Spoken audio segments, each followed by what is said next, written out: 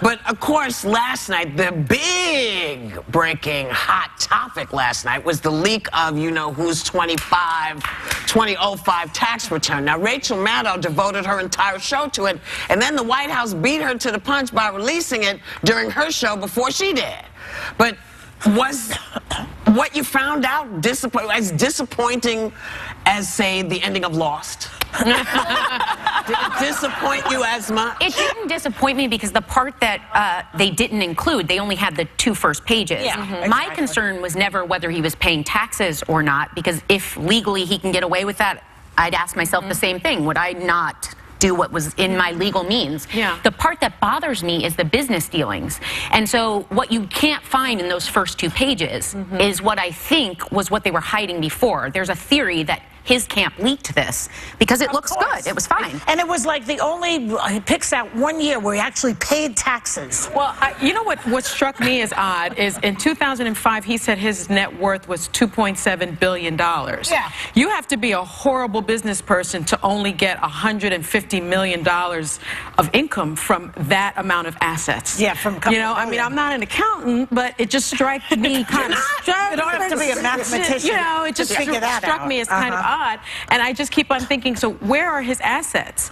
Are they in rubles? Are they in Turks? Are they in Turkey? Are they in Russia? What, in Switzerland? What tax haven is he using that he only made $150 million? Keep in mind, that's 12 years ago. Right. It's a 12-year-old tax return. So, I mean, you didn't really get it. You knew he didn't pay taxes. He bragged about it several times during all of the debates. So this is not, I didn't think anything came out of this that we didn't know. This feels more, again, like more distractions from things like, I don't know, the disastrous Obamacare replacement that they keep trying to shove down your throat.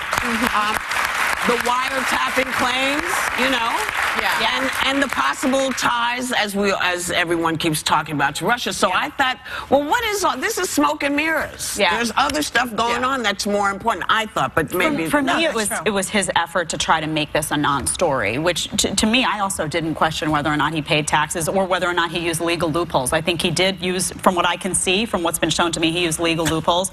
But I think there are bigger issues going on right now, and I think you're right. I think people are very concerned about their health insurance.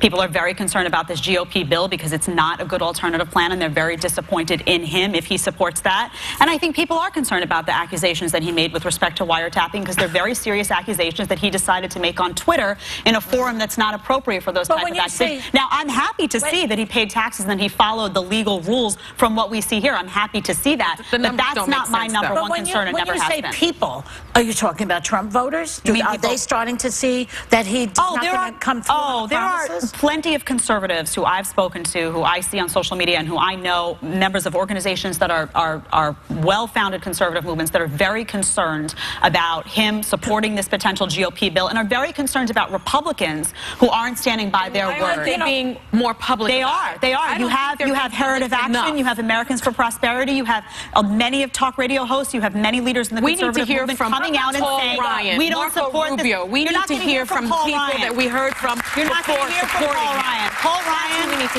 Ryan is a big government guy, and I've been saying that for a long time, and he supports a big government plan as he has in the past. You're not going to hear from him. Yes, this GOP bill that's authored essentially by Paul Ryan is a big government bill that essentially guts the mandate from Obamacare and raises everyone's cost. This is not what they found. That doesn't sound like a Democratic plan. It's like no, but what they're not giving what they promised. The Republicans promised to bring an alternative. They promised we can do it better. We can do this the way that they were BSing you. Come on. Promised to bring an alternative. They said they were. They said we're going to repeal it. Repeal and replace. That came later. They added that later. But their whole thing was we're going to repeal it. The problem here is if you're just doing it because it was called Obamacare. If that's the only reason you're doing it, get over yourselves. Get over yourself. You know what I mean?